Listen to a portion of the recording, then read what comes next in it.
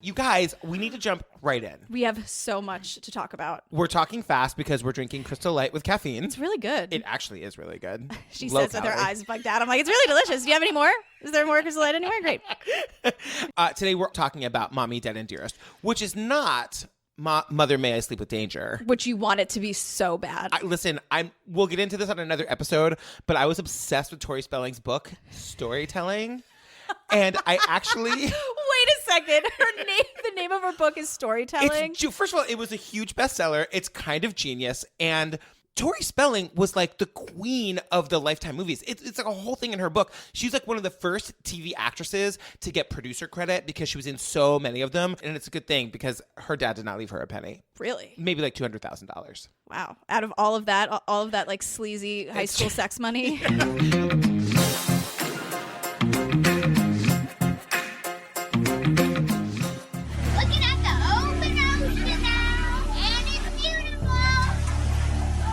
Gypsy was in a wheelchair. She had leukemia, she was having seizures, and she had to be tube fed.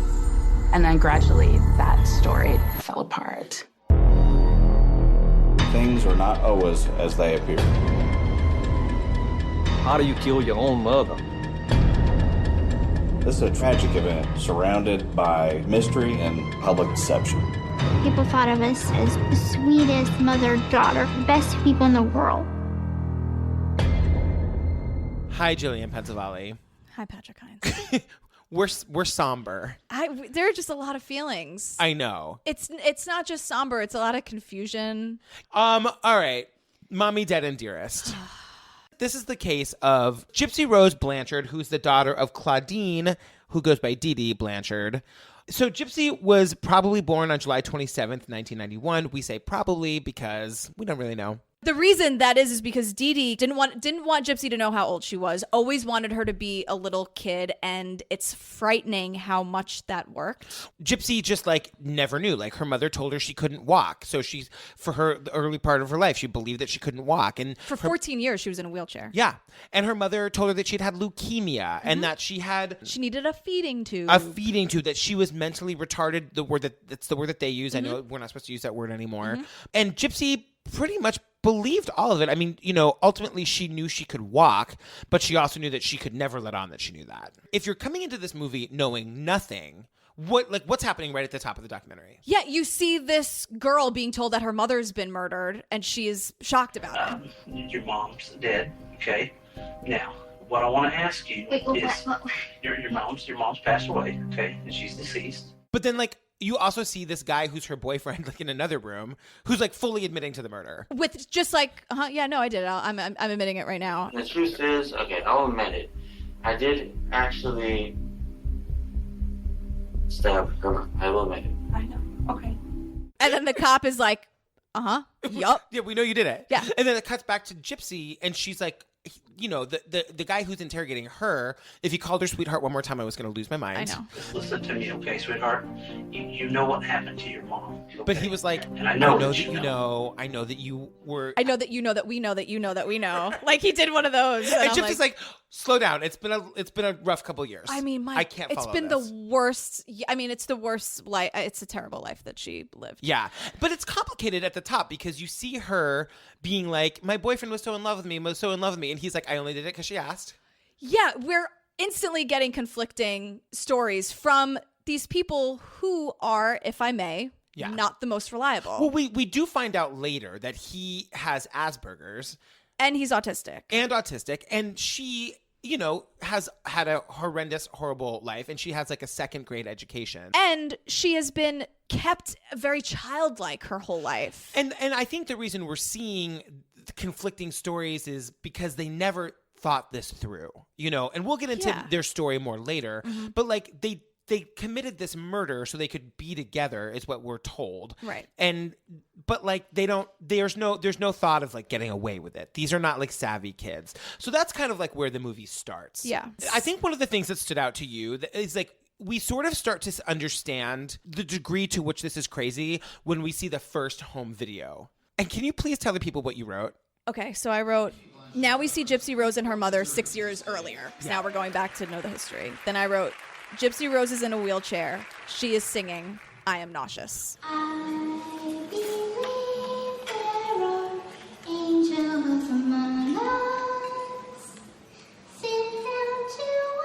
the whole thing is crazy. She, like, Gypsy sounds crazy. She looks crazy. Her mother looks crazy. Everyone's clapping. And, like, I don't know where they are or, like, why she's singing. And as a viewer of this documentary, you've just seen this girl who, in the interrogation room, does not look sick. No. You know, she looks like a normal, like, scared kid. And all of a sudden, 6 years earlier, she literally looks... I don't know. I literally don't know what the right words to use are. She just looks like a sick like a person, really like a sick kid who you would see, who of course is getting all these trips to Disney World, and of course because they did, is like living in a Habitat for Humanity house because she's probably dying. Yes, I mean she looked the part and she played it really well. Now whether that was all Dee Dee, right? Whether she was complicit and was playing along, or whether she was just. This is all she's known her whole life. That's kind of what the documentary is about. Yeah. So where are you going today? I'm going to Children's Mercy Hospital to see my dentist for my teeth. And we'll be back. So the documentary sort of jumps all over the place in time. I think in order for people to understand what we're talking about, we're going to go a little bit more chronologically than that, right? Yeah, I think it's just easier to understand if we do it that way. So let's start with the dad. Rob, whose accent is ridiculous. He has this really thick Cajun, like, eat your heart out, Harry Connick Jr. Like, Still ask the question, how do you kill your own mother? I mean, there's got to be a reason. There's got to be some abuse there. You don't. I also, like, the first time we see him, he's, like, on a pontoon boat. of course he is. Like, in the bayou. He's in Louis. Of course. I was like, we're going to take a cinematic moment. Yeah, but it's so like he is exactly Louisiana Bayou. It's just, I mean, it's like almost. At one point, he's making fried catfish. I mean, I'm sure it was delicious because when that's a local right making it. Oh, come on.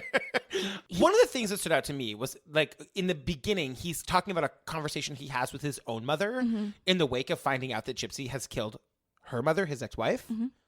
What are your thoughts? He immediately makes the point that you don't kill your mother unless there was a real good reason. I said, for me to think about killing you, I said, you'd have had to done some pretty bad stuff to me. He's like, Mom, I wouldn't kill you unless you did something real bad. Yeah, there's got to be abuse involved. Right. And it's like, he's kind of right. There's something about it that's like, absolutely, like to be driven to kill your mother. But I'm also like, okay, he's a very complicated character. We're just to assume that their marriage didn't work out. He's moved away or he doesn't live in the same house as them. And he's being told all the time that she's got all these problems. And I'm like, you never went to the doctor with them. You never called the doctor to follow up. You never asked Gypsy how she was feeling. I mean, one of the most heartbreaking things I saw in this documentary is there's it's either like a gymnastics class or like a dance class where the kids are like standing there. This is like a home video. There's like these 4 or 5-year-old girls like standing there and Gypsy's like lying on the ground. Yeah. Gypsy, over here, baby. Because she thinks her legs don't work, even though she knows they do. Yeah. I mean, did you have any reaction to that? Oh, it was heartbreaking to me that this little girl was trapped in so many ways, physically, mentally, emotionally. I mean, the fact that she couldn't say, I mean, when they say that they were holding hands all the time and Dee Dee would squeeze her hand if she said too much, or she would say, Gypsy says, current day Gypsy, they would go to the doctor and Dee Dee would say like, and remember your legs don't work. Oh my God. Here's a Barbie for you to play with, 23-year-old. Pretend you're really into it. Right. So, I mean, at that point, when it's all you know and you're told from, I mean, the dad was saying that at 3 months old, Dee Dee was saying she has sleep apnea. Right. And it's like, it's just. I want to say again, that like, I know the dad becomes a much. I know the dad feels awful now, but that wasn't clear in the beginning of the documentary. And that was the thing I was having the hardest time with, was his sort of like, yeah, it was awful. I didn't know, I wish I could have been there, but I wasn't anyway, Yeah, he tried to call her and wish her a happy 18th birthday. And Dee Dee said, don't tell her she's 18, I'm like, what you mean don't tell her she's 18? She knows she's 18. It's her 18th birthday. But she don't know she's 18. I thought it was weird. Red flag, red flag, red I flag. know. Like, this didn't raise any questions for you? And his new wife, Christy, you could see the red flag. She's like, I know, you guys. I know, I know. She's like basically twirling her hair and like, this dumbass. Because she is also, I guess, involved enough. I mean, they're going through all these old photos and trying to piece together the timeline of the illnesses in the photos. And the photos are all of Gypsy in actual hospitals, not staged hospitals, like real IVs, real hospital beds, a real feeding tube that had to be replaced every 6 months. She looks like she would be 10 and 11, and she was probably like 21, 22. I wonder what she was thinking. So this is where they start cutting in like an interview. The filmmakers have done an interview with Gypsy now. And A, she looks great. And B, it's sort of like cut throughout. She's in like a prison jumpsuit. She's obviously like in handcuffs. But she's got a lot to say. And this is where we start to hear. The first thing she says, by the way, is that she hasn't been fully honest with her attorneys. Oh my God, she thought that was hilarious. This is actually kind of the first time I've been honest. Besides being honest, with my attorneys. Even that, I haven't been completely honest with them. So. And then she describes Dee Dee as, she's asked, how would you describe your mother? And the two words she chooses are unique and overprotective. I mean, I used to always think that maybe she's a little overprotective. So if I had to say one word about her, it would be overprotective. Right. And I'm like, also psycho. But it also I think that if nothing else, that helps us to understand her frame of mind. Right. That she still hasn't fully processed what has happened to her. Yeah, it's a mix of Munchausen syndrome and Stockholm syndrome a little bit. One of the things that was like really effective, but they kept doing it over and over again, was that they would cut to a picture, like Dee Dee's wedding photo, and the music would be like, bah. Yeah, like we get it. She's the evil character. Right, totally. She's the villain. There's no argument. She is the villain. Settle down, HBO. We get it. Yeah, it's like she needed when the local news has like the tragedy has its own music. Yeah, totally. It's like we get it. She's the villain. Also, when she was being like walked in for her like coming out ball. What the hell was that? This time we'd like to present to you South Lafourche ROTC Military Queen, Miss Claudina Pete. Her escort. And you can kind of sense like everybody hates this person, right? Like even in the home video. And of course, like isn't it always the way that when there's a true crime situation, there's like hours and hours and hours of home video footage? I don't have like a single I don't know what they're gonna play for me in my documentary when I get murdered. Kill anybody. Or get murdered. Right. So I'm like, I think there are like some adorable little like video when I'm like, it would have to just be a podcast. It would just be audio of me talking about Hamilton. So as we're progressing through, I feel like the next big character we meet is her public defender. What is his name? Mike Stanfield. He's like the one voice of calm reason in this whole bizarre documentary. Nobody wants to believe that something like this can happen. I think the initial reaction is that Gypsy's been lying to everybody.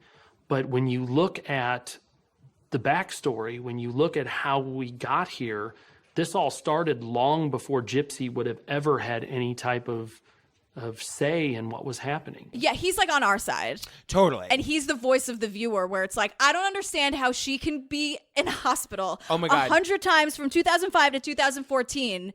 At one point, he's like sitting across the table from the dad and the girlfriend. It's like each one of these paper clips indicates a spot. Some medical record where Dee Dee essentially lied to the doctor about something. And the public defender is the first one to introduce us to that one doctor. Right. What's his name? Dr. Bernardo Flasterstein.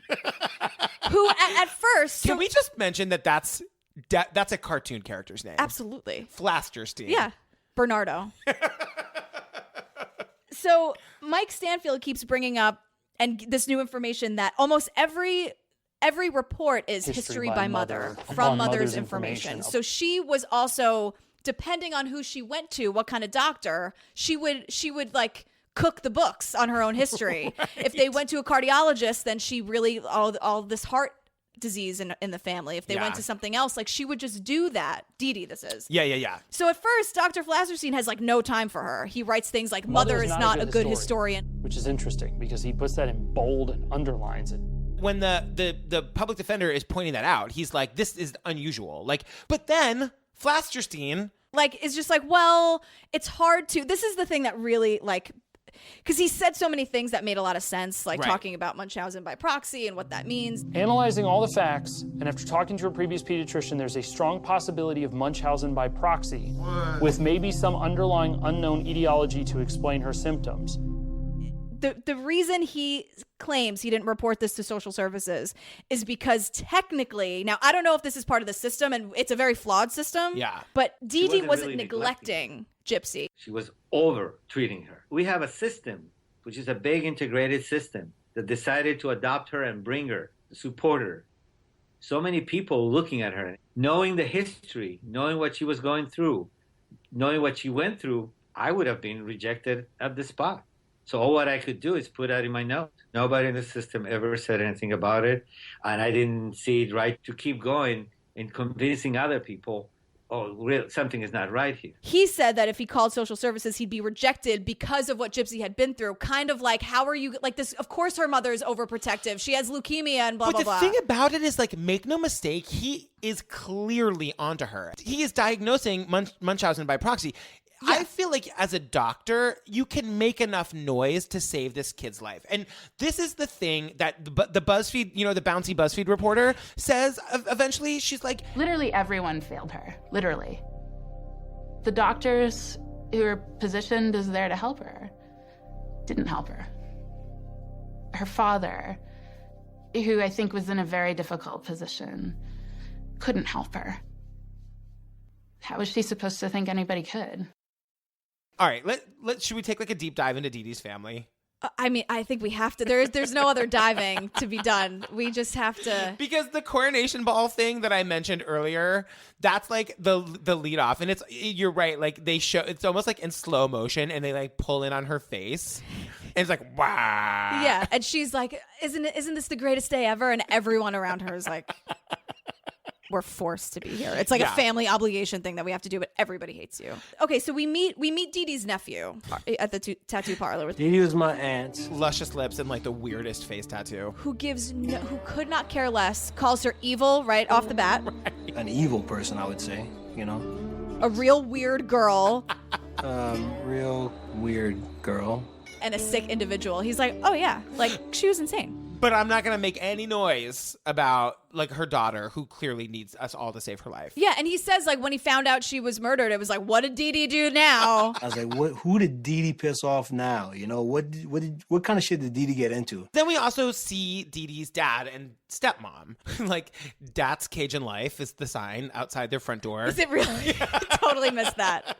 And like their blue little, it's like so perfect for a documentary to film in their like kitchen or wherever they are, because the floor is like this gorgeous blue color, right? But then you're like, you live there? Like, who lives in a house like that? Yeah, and we learn almost immediately that they have like there's no love lost for Dee Dee, which is another tragic, heartbreaking thing, that her own father like really couldn't care less about the fact that she's murdered. I think what's tragic about that is the fact that there were so many people who saw the warning signs and just should have, like, part of this too, listeners, is that I'm a foster parent. Right. Like we adopted our daughter through foster care.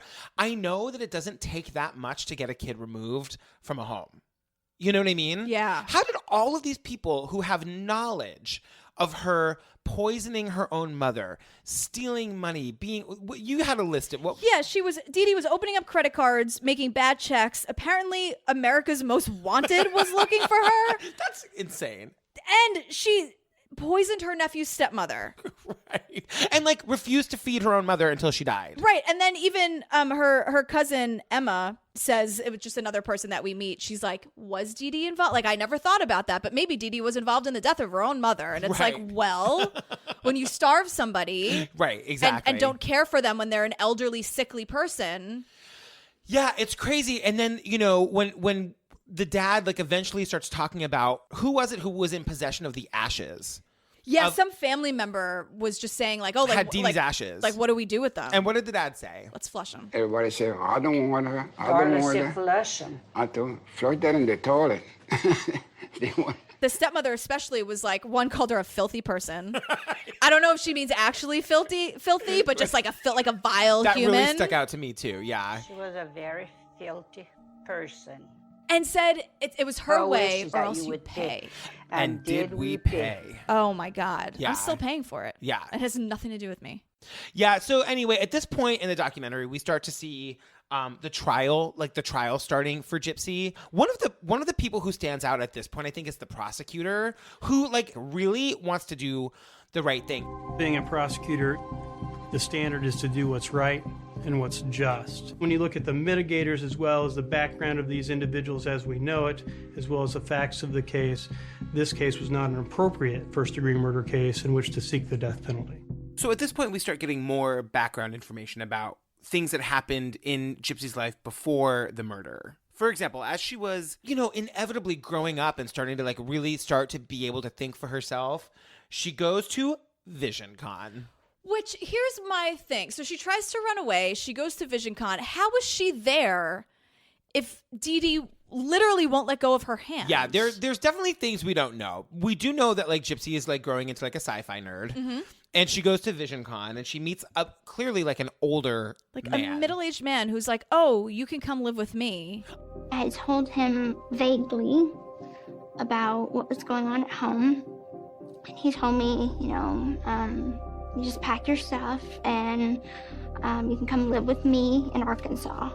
Yes, sure, Gypsy is just now learning to think for herself, but at this point she should have been anyway because she's probably 18 or 19. Right. She still looks and acts like a 10-year-old. Yeah. And this guy's like, I'll rescue you. Right. Come live with me. And she runs away to Arkansas to go be with this guy, but she gets Dee Dee finds her within 4 hours. Yeah. And then she smashes everything. She smashes the computer. She goes on a tear and says, next time I'm going to hit you with the hammer or something. Absolutely. So this is where we start to see Gypsy understanding how fucked she is. Right. That she's finally at a place where she understands what's happening, but that she's trapped.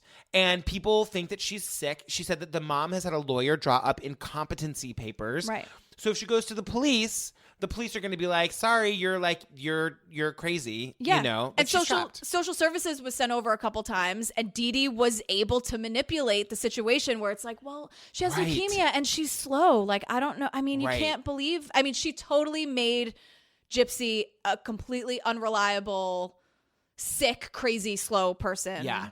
And I'm just trying to take care of my sick daughter. Gypsy has essentially fallen through every crack there is in the system. The Greene County Sheriff's deputies came out to the house on an anonymous report that Gypsy was potentially being abused. And they came to the house, they spoke with Dee Dee, and Dee Dee did exactly what she does all the time. She manipulated the police officers, showed them a few things, and they left. And at that point, Gypsy has absolutely nowhere else to turn. Now we're getting into the meat of the Gypsy and Nicholas relationship, which will baffle me, I think, until the end of my days. Is it ironic that they met on a Christian dating site? It's kind of of course they did. Of course they did. Because of course Dee Dee was probably preaching all this religion as she's torturing her daughter and abuse. I mean, it's so Carrie the musical. That's a musical joke, listeners. Also, just quickly, the text messages between them are so young teenage love, Neve and a girl that doesn't exist, awkward. Here's the thing, and I'm not being judgy, and I'm not being a grammar bitch about it. Please don't get on her for her grammar. She has a second grade education. I know, I get that. No, it's not her. But it's okay, so to be homeschooled, right? Dee Dee would need to have some certification. Why wasn't that even at the minimum? Is this girl being educated? Why isn't she in school? Social services could have done that. Did Dee Dee manipulate that too? Listen, bouncy BuzzFeed reporter says it. She slipped through every crack she could possibly slip through. I wasn't going to get on Gypsy for her grammar. I was just saying that it made it occur to me that they, this poor spelling, but I'm wait a second. How is the school not even an issue? While we're on the subject, there are definitely moments where I feel if Gypsy had been raised normally, she'd just be a funny genius. There are moments where you see her being normal that you're oh my God, if this had gone another way and you were just a normal girl, what would you, that is also the tragedy of this. Oh, right. Absolutely. The what if. So anyway, she gets in touch with this guy, Nicholas. Yeah. And they have this they have this very over-the-top sexual relationship via text from the beginning. And as it progressed, things got weird. Because he's into something called BDSM. Which she's what's that now? She Googled it. Didn't love it, but loves him. Yeah. Allegedly. Though she's never met him. Right. And decides to take on the submissive role. I mean, then we see the Facebook post, right, where she's I live to serve my master. Yeah. She went from not being into it to being If my daughter ever wrote some shit like that, I would kill everybody. There'd be a new true crime podcast to do. Oh my goodness. But Gypsy gets a warning. Right, from Nick's ex. Then his ex had messaged me, and she told me, he's a really bad guy. He thinks he's a vampire, and he's into all this dominant, submissive stuff. And I was thinking, it's just an ex, she's just bad-mouthing him. She doesn't know anything. She's jealous, blah, blah, blah. She was right. We're like, so this guy has like a pretty good dating life. Right, totally. There are like really lovely single people in this world, but Nick's got like 2 girls. Hang on, there's one other thing we need to talk about, What? Nicholas. What? Do you want to tell the people what he was once arrested for? Oh my God. I can't believe we didn't. Okay. This is another thing I will never, ever, ever understand. Nicholas, I'm sorry. I'm like, my hands are all over the place. I'm gesturing wildly. He was arrested for watching porn and, quote, fondling himself. For how long? 9 hours. Where? In a McDonald's. I know. 9 hours. I love that. Like in hour 1, the manager was like, "That's annoying, but we're gonna let it slide." Hour 2 was like a shift change. Hour 3, they're like, "Is that guy still doing that? Is he stopping to order things? Because they're gonna kick you out if you're not ordering anything." Like, what was it about hour 9 that made it especially egregious? Right, and he was just fondling. Like he never went for 9 hours, like to do that one, to not take it to the next level. It's just 9 hours. I don't know how, like who, no one, again, these people are surrounded by people with all of their senses. Like people had eyes, and not one of those minutes of those 9 hours did a customer say, "Excuse me." How many customers were like, "Can we talk about the fondling guy and the porn?" I know. How does this go on for 9 hours? And then he gets arrested. He has a knife on him. Well, of course he does. That just makes total sense. You don't go masturbate in McDonald's for 9 hours without bringing a knife. Wasn't masturbating though, fondling. Right. Oh, and then we also find out that he has multiple personalities. Right. That's what he says to Gypsy. Gypsy, that's another red flag, sweetheart. But you know what she does? She creates enough personalities to match them. So that they all have girlfriends. He had talked to me one day, and he was just like, I would like my other personalities to have a girlfriend. So I made up some individual personalities to match his other personalities. Kitty was like the little girl personality. Yeah. Then Candy, the slut. Ruby, who was evil. Can we ask, when does she have time to go to Hot Topic and buy all of these wigs and corsets? Okay, here's my thought on the wigs, because I literally have in bold and in red. This girl has a lot of wigs. No, I was like, okay, it makes sense. People think she has leukemia or cancer. The mom's been shaving her head. She has some wigs. Excellent point. One of the wigs was jet black with like red streaks. Hot Topic. That does not seem like a wig Dee Dee would have bought for her. Right. Unless, I don't know. I'm confused. Then I feel like I don't also, know anything anymore. The sexts, like Gypsy's taking these like super sexy, right, well lit, right, like standing up. Yeah. It was kind of crazy too, because in some of them, like, this is not to be like, I'm a full homosexual, everybody. Mm-hmm. Like, she's got breasts that you can see, and you're like, oh, not like fully, but you're just like, yeah, she is clearly coming into her own sexual identity. Right. And of course, as we know, whether you have been held captive and abused for however many years or not, if you're a teenager and everyone's telling you not to feel sexual, guess what? Yeah, exactly. They're going to feel more. It's crazy. Like, don't do this thing that everyone is talking about doing. Don't do it. Right, exactly. They're going to be like, well, now I'm going to do it super hard. And then the craziest thing happens. Where do they decide to rendezvous? Okay, so here's the thing about the movie theater. They decide to meet up at the movie theater. I and my mom was going to go see Cinderella, the live action version of Cinderella. And I was like, this is a perfect time for us to meet.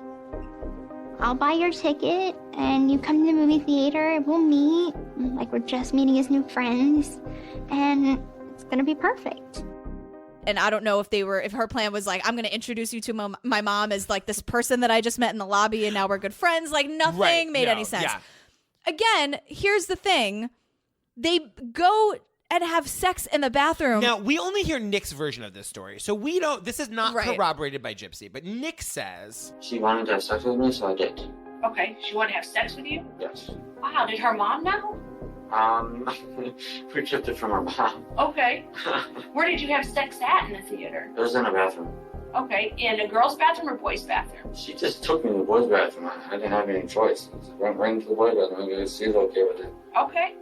Okay. Right. That, again, Dee Dee was not holding Gypsy's hand for Right. this minute and let her go to the bathroom by herself, which, like, I don't think, if someone is in a wheelchair, like, you would just take them to the bathroom. Was Gypsy in a wheelchair for the movies? She had, why wouldn't she be? Oh, God, that's right. That's a detail we do not get in the movie. Right. Yeah. But how could, like, why wouldn't she be? Yeah.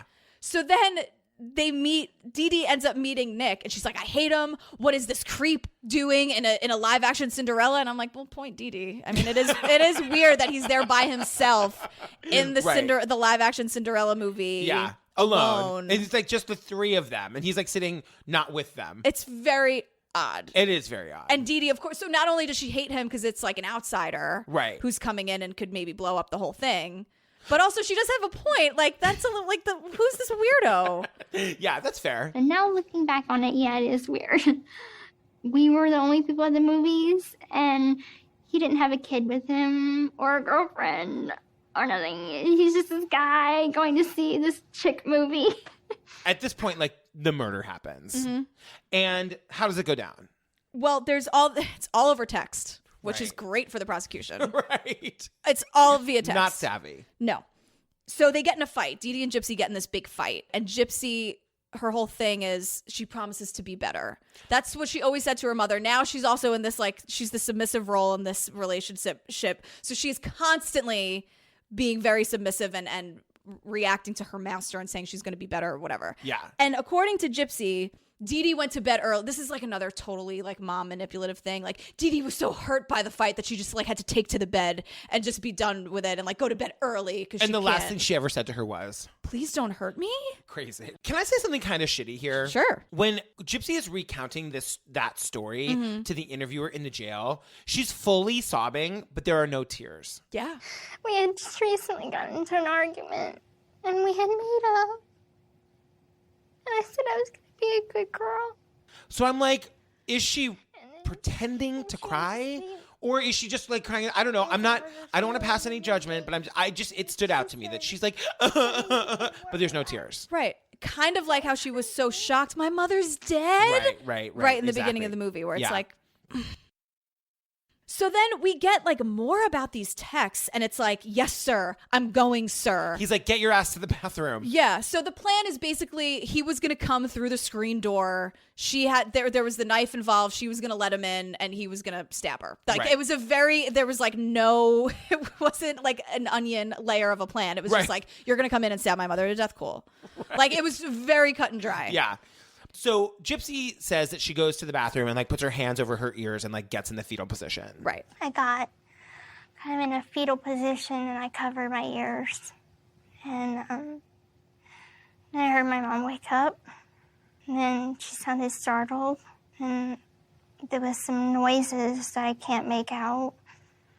And I heard her say my name a couple times. And then they cut to this video of them in the hotel after Oh my God, the the murder. video is like so creepy. And they're hysterical laughing. Everything seems to be fine. Uh-huh.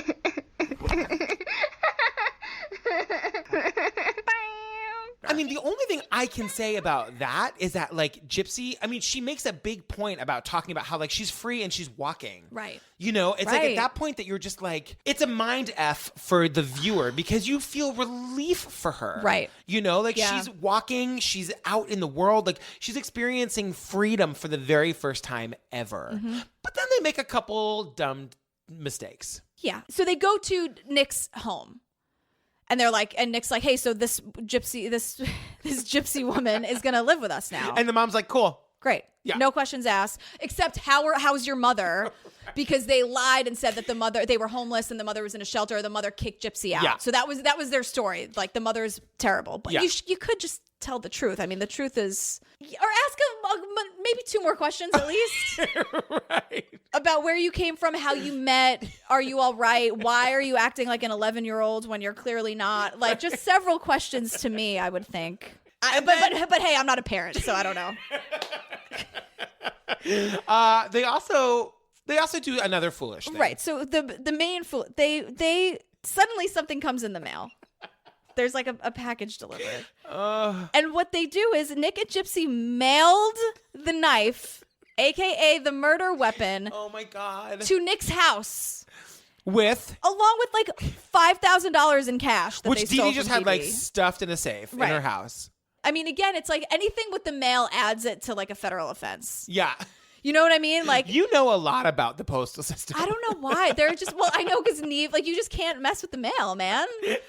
I just think that's like like, you should know that. Yeah. But it just adds a whole other level. It's like if you're like smoking weed or something, or you're like drinking and then you get yourself in a car. It's like, okay, well, now you just added another charge Decade to to it. your sentence. Yeah, it's like, it's so dumb. So then now the Facebook post. Oh, right. This is really, really hard for me to get through. For the record, I remember when this happened. I was a Gawker. I was like obsessed with Gawker. Oh, wow. Because I'm a trash person. Like, you had to be a trash human to be obsessed with Gawker to the degree that I was. I had a desk job at the time, and I'd refresh Gawker like 10 times a night. Really? And I remember when this happened. So Dee Dee and Gypsy shared a Facebook page because Gypsy couldn't have anything that was hers. Right. And there's a post written, according to the cops or whoever, written by Gypsy. And this is where the red flags are. It says, "The bitch is dead." That was the Facebook post. And then in the comments, because people are saying, "Were you hacked? What's going on? Like, are you okay?" Oh, the rest of it was in the comments? So then she commented and said, "This is tough." And I wish you could play the clip, but you can't because no one says it. It's a screenshot. So I fucking slashed that fat pig and raped her sweet innocent daughter. Her scream was so fucking loud. LOL. Now, if I may be mistaken, but I remember, and not from the documentary, that there was an actual period of time where they didn't know where Gypsy was, where they actually thought that Gypsy had been kidnapped. Oh, and this was the actual person? Yeah, they thought that Gypsy had been kidnapped. I remember reading this, being like, "Oh my God, where is this kid?" And then they found her, and they're like, "Oh, I remember that. Oh my goodness, I really am having a memory It's of all like coming back to you." Yeah, I remember it was like up to the minute. I was following the story like the entire period of days that it was happening. Yeah. I don't remember if it was one day or many days, but I remember like following the story and then like setting a Google alert for it, and then being like, "Oh my God, like the daughter wrote." Like it was a mind. F. Yeah. And then what is weird about that though is that like once she's arrested, then we cut to this scene of her after she's arrested. She's in prison and she's calling other family members. The baby voice is out of control. She was still in Wisconsin when she called me. Hey, my sweetie. Hi. Okay. Yes, baby. Hi. Oh my God, it's so good to hear your voice. It's so over the top. And she's Yeah. like, "The news is lying. Like, I had nothing to do with it. I don't know what's going on." And then, so now the family's like, "Oh, of course. Like you were, I mean, of course, like, Yeah. of course." Then they cut to her at the trial and the prosecution's like, "Evidence, exhibit A, text messages." And Right. even the cousin or whoever is saying this said that like Gypsy turned around and she has this look on her face where she's That like, was the stepmother. Yeah. She's like, "Caught. Yeah. I've been caught." And that's when they showed all the text messaging. And when they said they were presenting that, she turned around and looked at us with fear in her eyes. I guess she didn't think that they were going to pull all of those messages up. Did you feel lied to? Yeah, I did. Because she was lying. The news is lying and this But like, and this. I refuse to acknowledge that she is thinking like a regular human. I don't think that at no, all. like the idea that she was caught and now in her mind she has nobody is so devastating to me because no one has ever taken care of this child ever in her life. Mm-hmm. And it's just like, it's just so, the idea, because you see in the documentary, you see her turn and she just thinks that like everything, she's just lost everything. Right. And she says later, she was like, "Well, I'm just going to kill myself." Yeah. And I think it was your best friend, the BuzzFeed reporter, Bouncy BuzzFeed reporter. who said that she doesn't, like, what is real to her? All she Right. understands is manipulation, retaliation, because Yeah. that's all her mother did. All she knew was living a life of lies. Yeah. And, I mean, it's really all she knew. Like, does she know what normal is? Does she know how to even behave in a normal society? I mean, she even says in the end, she has a quote where she's like, In so many ways, I don't know what's right, what's wrong. But to say that, yes, I did this, I'm sorry for it, I feel bad for it. It just feels good to be honest. That's her, like, that's kind of where she ends the documentary. But, like, she's acknowledging that she doesn't know what's right and wrong. Yeah. You know? Yeah, and how could she? I mean, in the end, like, I really think that the prosecutor and the defense attorney sort of get their final say, where the prosecutor's like, Gypsy Blancharde endured nearly 2 decades of systematic, purposeful abuse at the hands of her mother for the purpose of fraud. And so by amending to murder in the second degree, we were able to both hold Gypsy Blancharde accountable for the murder, which was not justified nor excusable, but yet account for those mitigating circumstances. You know, we had to hold her accountable. Second degree murder was right because it meant that we could give her a lesser time but still hold her accountable for the murder. And her own defense attorney says the same thing. Like, you know, at the very beginning of this, there was the question of the death penalty on the table. Ultimately, it's the best outcome for her. It's the best outcome for the state of Missouri, and ultimately the right thing to do for everybody. I mean, it's a murder. There's nothing we can do about that. So, you know, that has to be dealt with. But ultimately, when you look at the fact that at the end of that 8.5 years, which she's already done a year of that, she'll be 32 years old. You know, she'll be 3 years younger than I am right now. So, I mean, she will actually be able to enjoy just the world. Should we, like, just talk about, like, the final scene with, like, the dad and his wife? Yeah, so this is when, I think this is sort of why you have so many mixed feelings about the dad. Yeah. The scene, is that right to say? Yeah, because the dad finally takes responsibility. I just want to make sure you know that if I've done anything wrong, I'm sorry, baby. No. And Gypsy's like, no, Dad, you're off the hook. Like, I don't blame you at all. Yeah. I don't think you did anything wrong. I think it's just Mom was very good at what she was doing, and I think you just was completely in the dark. So, and I want you to know I don't blame you for any of it, either of you. And, you know, of course she's saying that because she's afraid of pushing him away or losing him in any way. And I do think, too, that this is where the stepmom becomes kind of a hero, too. Like, she's just, although the God stuff I could do without, she is like... Look, God pulled you through it. Yeah. You know, the devil don't got you, baby. No. God got you. Yeah. And we got you. But it's like, you know, you can't not think, like, well, then where were you? Like, you could have saved her from all of this. Yeah. You know? Yeah, I cannot just accept the fact that Dee Dee was just, like, really good at being manipulative. No. I can't, that won't stand with me. No, like, because that's not just happening. like when you're a parent, if you have a child that is that sick, there's just no excuse for not doing your own investigative work to make sure that your child is being properly taken care of. Yeah, and it's more of a tragedy that the story seemingly ends with Nick and Gypsy going to prison and not any doctors being accountable, not any social services, not anything else that also led to this and made this situation happen. It's been a hard recording, don't you think? It's been tough. It's hard, you know, and I'll say it again that, like, being a foster parent, I know how easy people can lose their kids. Like, you know, parents that are trying lose their kids. Right. You know, like this woman, I mean, was just so crazy. Yeah, and weirdly enough, the story kind of isn't over. I know. Because we still have Nick's trial. Yeah. That's coming up, and he faces life in prison. So I don't know. I mean, we might have an update for you guys. We'll keep you posted. Oh, man. Hey, you guys, thank you so much for listening to the podcast. If you love our show, there is an easy way to help other people find our show, and we'd be so grateful. If you would share your favorite episode on your social media, on your Twitter or your Facebook, that would be amazing.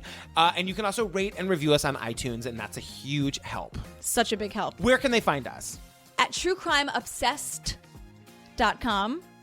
All of your True Crime Obsessed needs, and I'm stressing the ED now because our Twitter is at truecrimeobsessed. No ED. No ED. I'll say it again. I'm obsessed with the Twitter. Find us there. Fun. Yeah. You can email us. We've gotten a lot of awesome emails. I know. Email us your stories, truecrimeobsessed@gmail.com. And we'll see you next week for 2 episodes on The Keepers for Can't hashtag True Crime Tuesday. Bye. Bye.